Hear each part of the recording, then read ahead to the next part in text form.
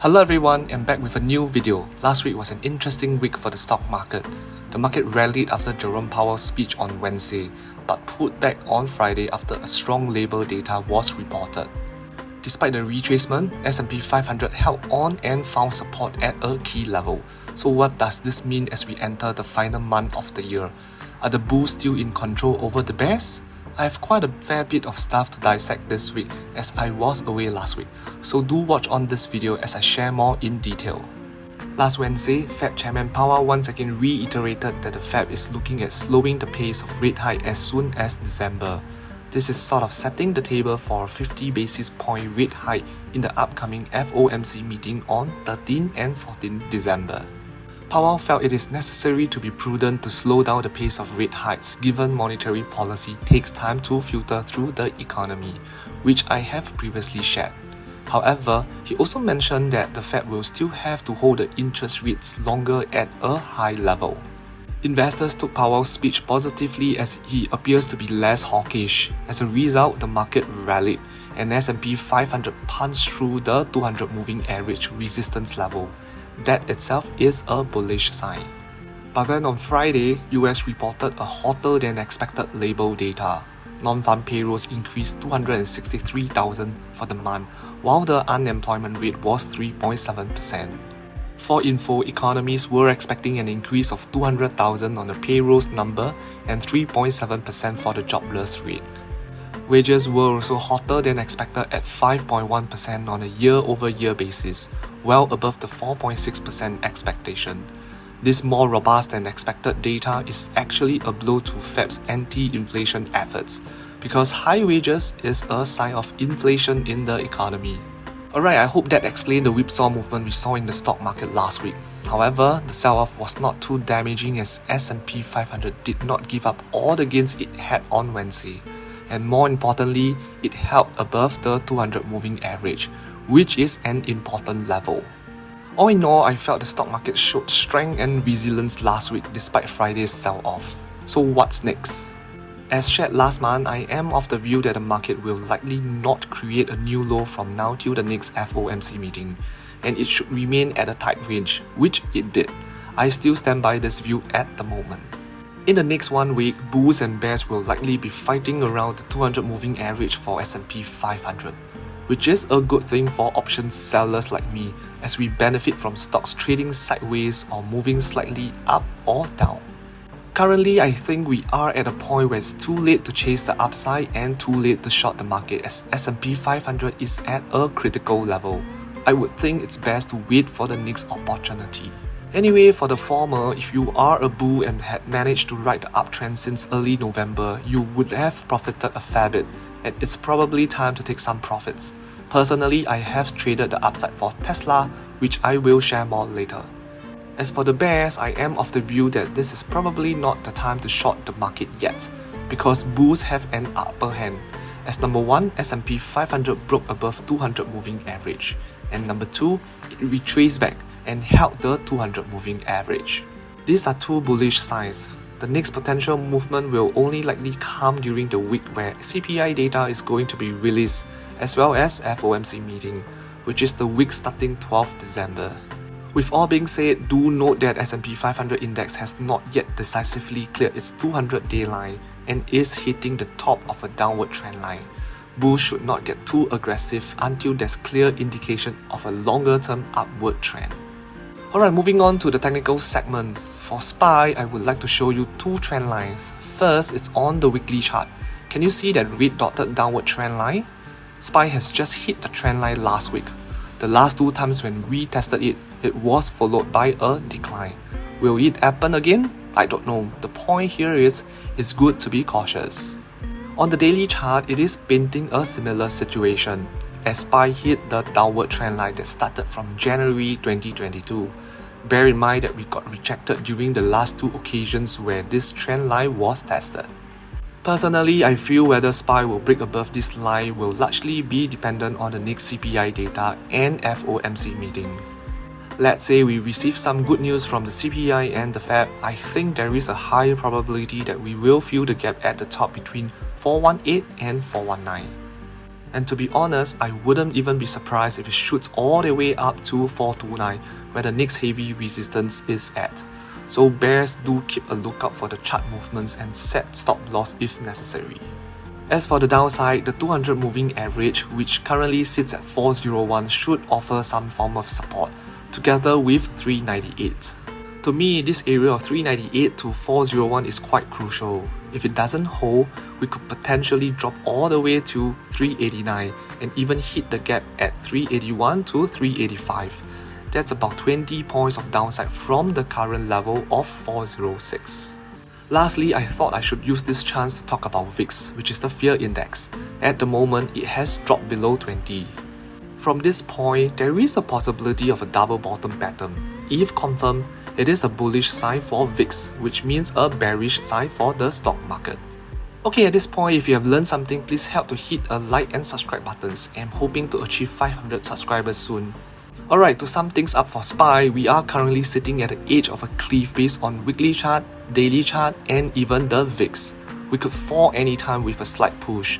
Therefore, if I am a bull right now, I will be very cautious, be it holding on to calls or chasing the upside. As for the upcoming week, I think SPY should likely move around a tight range, probably around 393 to 400-ish. But do note that this is not a financial advice. Now let's take a look at Apple. If I don't recall wrongly, a couple of videos ago, I mentioned about a potential double bottom formation on Apple. And there you go, Apple bounced off nicely from the pattern. So what's next? Honestly, I don't know. What I found on the Apple chart is that it is currently in a no man's land. Firstly, a triangle wedge pattern is forming on the chart, as shown by the two blue lines. This means bulls are creating higher lows as they push the stock up, preventing it from creating a new low. But on the other hand, the bears are pushing Apple down and preventing it from creating new highs, and hence the lower highs on the chart. As we approach the end of the triangle, a breakout will likely happen. But to highlight, the breakout may not happen at the very end of the triangle though. I mean, it may come earlier, nobody knows. Another thing to share, on paper, or at least based on textbook info, usually the breakout is towards the upside. Again, no one pattern can guarantee the overall movement of a stock. Next, Apple is currently floating within the Ichimoku cloud, so until it goes above or below the cloud, we won't know what is the exact direction of Apple. Thirdly, the Bollinger Band also paints the same picture. Apple is currently in the middle of the band, aka no man's land, and could really go either direction. Last but not least, the KDJ, RSI and even MACD are also sitting at the middle level, which gives us the same conclusion, which is no man's land. I'm sorry that I cannot give you a prediction of how will Apple move. I'm just reading off the chart as it is. And based on the earlier info, to me, Apple is really at a point of no man's land and is trying to find its new direction. So if you are a trader or if you are planning to chase Apple for either the up or downside, I don't think it's a good time to enter right now. It would be better to wait for the next confirmed direction. Anyway, on the upside, watch out for the top wedge line and 150 level. Once that breaks, we will possibly retest 153 to 155, where the 200 moving average and the 50% Fibonacci retracement level are. As for the downside, the bottom wedge line and 144 will be key. If breached, there is a high chance we will fill the gap at 138 to 139, and that is where I will pick up more shares. The final support will be at 134, where it previously created a double bottom pattern. Next, we have Tesla. I am loving this stock because of its high volatility, which is good for option traders. But before I talk about options, let's check out the chart movement. As you can see, Tesla has been trading at a tight range between sub-170s to around 200 since 7 November. That's almost a month already. The immediate resistance for this stock is around 201. Last week, I saw that there were lots of open interest for options with 200 strike price, and I posted on Moomoo with a question on whether market makers will keep it below 200 to wipe out the premiums. I guess they did, or maybe it's just coincidence, can't be sure. Anyway, with those premiums expiring, I'm still of the view that we will likely test 201, but again, I could be wrong. So let's say I am right, once Tesla breaks above 201, I think we could likely go all the way to test the 50 moving average at 215 or even hit the next Fibonacci level of 222. That's almost 20 points upside from this point.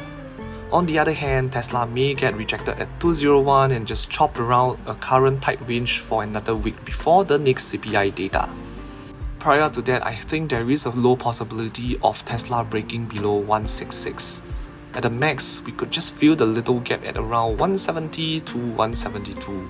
Again, it's all about probability, and I am of the view that the probability of Tesla hitting sub 170 is relatively low for this week. Okay, now let's talk about options. Not sure if you could recall, I have identified two potential bear flags a few weeks ago, and Tesla broke below the bear flags. And because of the extreme weakness in the stock and the rare sight of two back-to-back bear flags, I sold two put contracts during that period, which is a slightly bullish move.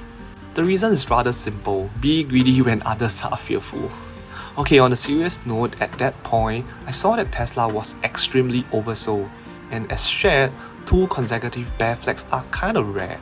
Therefore, I reckon Tesla was poised for a rebound. So here are my trades. I sold two put contracts on 9 November and 21st November with a strike price of 150 and 125 respectively. Both contracts were sold at almost the bottom of the bear flags. So if Tesla stays above the two price levels by the expiration dates, I will get to keep both premiums. On 23rd November, the MACD curled up, and there was also a bullish divergence on the RSI. That was when I knew the rebound was coming, and Tesla bounced from around 180 to 190-ish. To be transparent, I have not taken profits by closing my contracts yet. I'm intending to let it run till expiration if possible, but there are some risks here, namely because Tesla is a super volatile stock and Elon Musk is eccentric. And of course, CPI data and FOMC are coming. So I will be watching the stock quite closely, and I am prepared to take profits if my trades are in danger of losing money. With that being said, investors may consider taking profits now if you want, but if you wish to hold on to the contracts like me, you must have a game plan and be able to watch the stock movement with some knowledge on technical analysis. Finally, let's talk about Google. For Google, it has broken out of a bull flag pattern. I was anticipating it to fill the gap at around 102 and if possible to go close to 105 before selling a covered call contract. But at the moment it did not happen. It retraced back a little on Friday and closed right at the support resistance level of 100. Similar to most of the other stocks covered in this video, Google could trade around this tight range of 95 to 100 before the next CPI. But if anything, I see Google with slightly more potential upside than downside, which means I will not be surprised if it starts to fill the gap at 102 or try to go towards 105. On the flip side, for the downside, support level is at 90, where there is a gap there as well. I don't think Google will break below this level before the next CPI or FOMC meeting. Some quick end thoughts. The stock market is acting well at the moment, coming out ahead after a big week of Powell's speech and several economic reports. And ever since we had that rally during the last CPI data, the market has held up. Well, there were some pullbacks here and there, and S&P 500 was trading at a tight range, but the market is considered slightly bullish because bears have not been able to push the bulls down. If you are a trader who knows how to trade a sideways market, this should have benefited you for the last few weeks, and it could potentially extend to the upcoming week or till the next CPI data. With that said, I just want to clarify the uptrend is still not clear yet, as S&P 500 is still floating around the key 200 moving average, and in my view, I don't think it's a bad time to add little exposure here. But a quick disclaimer, the market may end up having more legs down in 2023 with a potential global recession. In fact, I still have a bearish view of the market, and I also shared that this will likely stretch into 2023. And in case you wonder why am I contradicting myself, as in why don't I wait till next year to pick up shares if my view is bearish? Again, my view has always been like this. No one can pick the absolute bottom. The gist here is to increase your exposure gradually, and not to go all in. I mean, the stock market is forward-looking, hence what if the market has already priced in a global recession in 2023? Honestly, nobody knows. To sum up this video, I just want to caution that the next potential landmark will likely be FOMC meeting and CPI data. That is when the market will decide on its next direction, with potential huge movement and wild swings. By then, we should have a sensing of whether we will have a center rally this year. But as I have always mentioned, don't predict whether the market will go up or down when the next CPI data releases. Go with the direction. If it decides to tank, trade the downtrend. If it decides to go up and bounce off the 200 moving average, ride the uptrend and enjoy the center rally into the new year. The message here is don't be a permanent bull or permanent bear. Let's try to remain as objective as possible. Alright, that's all for this video. What's your view of the current market? Let me know in the comments section below. Lastly, if you think my video value add to your research, please help to hit the like and subscribe buttons. Thank you.